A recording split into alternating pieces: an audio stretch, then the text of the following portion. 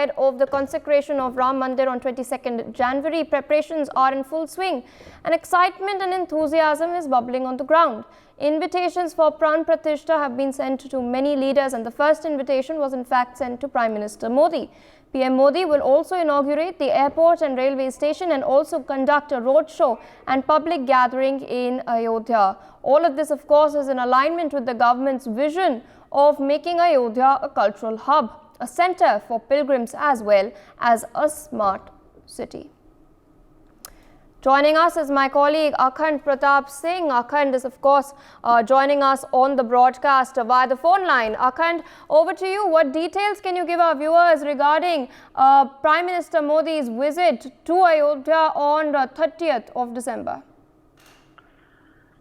बिल्कुल, देखिए 30 दिसंबर को देश के प्रधानमंत्री नरेंद्र मोदी अयोध्या पहुंच रहे हैं, जिसको लेकर के व्यापक तैयारियां चल रही, व्यापक इंतजाम किए जा रहे हैं। सुरक्षा के भी तमाम इंतजाम किए जा रहे हैं। जब देश के प्रधानमंत्री अयोध्या में होंगे तो जिसको लेकर बड़े पैमाने पर तैयारी की जा रही है। भगवान श्री राम के नाम पर बना श्री राम एयरपोर्ट का उद्घाटन करेंगे। उसके बाद 8 किलोमीटर की एक शोभा यात्रा निकालेंगे, जो अयोध्या और बीड़ा चौक होते हुए, धर्मपथ होते हुए, जन्मभूमि पथ होते हुए वो पहुंचेंगे अयोध्या धाम रेलवे स्टेशन, जहाँ भव्य दिव्य बनकर रेलवे स्टेशन तैयार हो गया, उसका लोकार्पण करेंगे।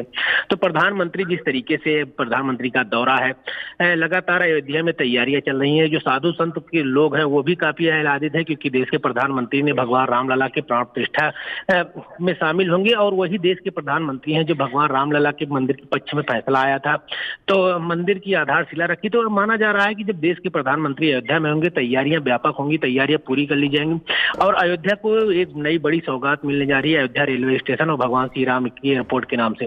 तो अयोध्या में एक बड़ी जनसभा को भी देश के प्रधानमंत्री संबोधित करेंगे। तो पूरी अयोध्या सजकर संवर कर तैयार हो गई है। जब देश के प्रधानमंत्री अयोध्या में होंगे तो सारी तैयारियां पूरी होंगी। सुरक्षा के पुख्ता इंतजाम किए गए। एसपी जी की टीम अयोध्या पहुंच चुकी है।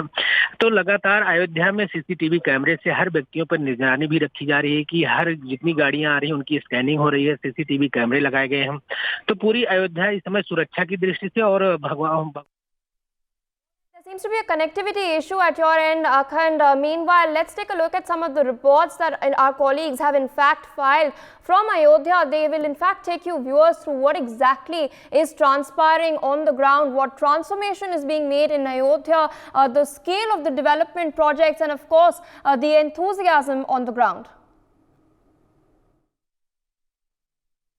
आने वाली 30 तारीख को देश के प्रधानमंत्री नरेंद्र मोदी अयोध्या पहुंचेंगे और श्री राम एयरपोर्ट का शुभारंभ करेंगे, जिसको लेकर एयरपोर्ट ने भी तैयारियां जोर शोर से शुरू कर दी हैं।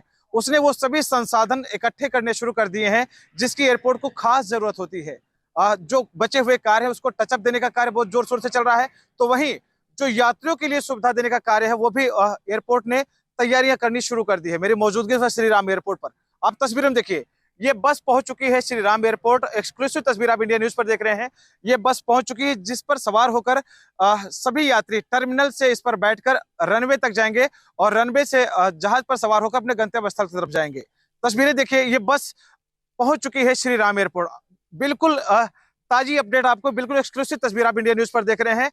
पूरी तरह से तैयारियां पूरी की जा चुकी है। जिस तरह से 30 तारीख को देश के प्रधानमंत्री इस एयरपोर्ट का शुभारंभ करेंगे, तैयारियां भी जोर शोर से की जा रही है कि तय सीमा के अंदर सारी तैयारियां पूर्ण कर ली जा सके। इंडिया न्यूज के लिए अनिल मिश्रा, अयोध्या। सुप्रीम कोर्ट के सुप्रीम फैसले के बाद अयोध्या की तस्वीर ही नहीं तकदीर बदली। 22 जनवरी को आराध्य अपने दिव्य महल में विराजमान होने वाले हैं, जिसको लेकर के अयोध्या में बेहद खास तैयारी चल रही है। भगवान राम मंदिर के फैसले के बाद अयोध्या में लाखों की संख्या में श्रद्धालु पहुंचे हैं, रामलला का दर्शन पूजन कर रहे हैं। तो वहीं अयोध्या से कोई न कोई निशानी लेकर जाना चाहते हैं। इस समय भगवान रामलला के चरण पादुका को लेकर के डिमांड काफी तेज हुई है और लगातार ये चरण पादुका बाजारों में खूब धूम मचाए हैं। भगवान राम की नगरी में जिस तरीके से चरण पादुका बनती है, आपको तस्वीरों के माध्यम से दिखाना चाहेंगे कि किस तरीके से पहले इसको लाया जाता है। जो पटरे होते हैं उसको काटा जाता है, काट कर उनको आकार दिया जाता है। आप देखिएगा तस्वीरों में कि किस तरीके से इसको आकार दिया गया। उसके बाद इसकी रंदा की गई है, इसको सफाई की गई। सफाई करने के बाद इसको कलर किया गया। कलर करने के बाद इसमें जो गुल्ली होती है, जो पैर में उसको भी लगाते हैं। देखिए किस तरीके से गुल्लियों को लगा रहे हैं कि जो भी पैर में जाए वो सुव्यवस्थित उस पैर में पहुंचे, जिसको लेकर के ये लगातार दिन रात मेहनत करते हैं। ये चरण पादुका भगवान पूजा घर में रखी जाती है, इनकी पूजा की जाती है, तो कुछ लोग भी इसको धारण करते हैं, जो संत महात्मा वो इसको धारण करते हैं। लेकिन हम इन्हीं से जानना चाहेंगे, जब से मंदिर का फैसला आया तब से इन चरण पादुका की बिक्री कितनी हुई, हम आपसे ही जानना चाहेंगे। सबसे पहले भैया आपका बहुत बहुत स्वागत है, और क्या नाम है आपका? दीपक कुमार माझी। दीपक जी, ये कब से बना रहे हैं? जब से मंदिर का फैसला आया, क्या इसकी बढ़ोतरी हुई? जी जी बिल्कुल हुई है। कितने दिनों से इसको बना रहे हैं, कैसे कैसे इसे बनाते हैं? ये हम काफ़ी सालों से बनाते चले आ रहे हैं, लेकिन जब से मंदिर का ये हुआ है, न्यायालय से मिला है, तब से डिमांड बहुत बढ़ी हुई है। ये भगवान राम का चरण पादुका है, लोग अपने घरों में ले जाएंगे, पूजा के लिए मंदिर में रखेंगे, कुछ लोग यूज भी करेंगे, और बहुत बढ़िया हम लोग सोच रहे हैं कि मंदिर बनेगा और भगवान बैठेंगे तो हम लोगों का बिजनेस भी बढ़ेगा। तो जब से मंदिर का फैसला आया, क्या आपके बिजनेस में कुछ बढ़ोतरी हुई? जी जी कुछ ना कुछ हुआ है। अब श्रद्धालु आते हैं, क्या कहते हैं? श्रद्धालु आते हैं, ठीक ठाक लगता है, उनको ले जाते हैं, अपना देखते हैं जिसको जिसको समझ में आता है। कितने मॉडल का ये चरण पादुका आप बनाते सर इसमें 2-3 मॉडल हमारे यहाँ बनते हैं, हैं? छोटा बड़ा और कई साइज में बनता है। इस मौके पे जो हमारे सामने आप रखा हुआ है ये है, और भी 2 एक है अंदर में। तो इसको आप सबसे पहले इसकी क्या प्रक्रिया होती है, कैसे लाते हैं, क्या करते हैं, कैसे बनाते हैं? जी सबसे पहले ये लकड़ी चीर के आती है मशीन से, उसके बाद इसमें फरमा लगता है, निशान लगा के कटिंग होती है। कटिंग के बाद में जोड़ा भिड़ा के मिलाया जाता है, दोनों बराबर जोड़ा रहे।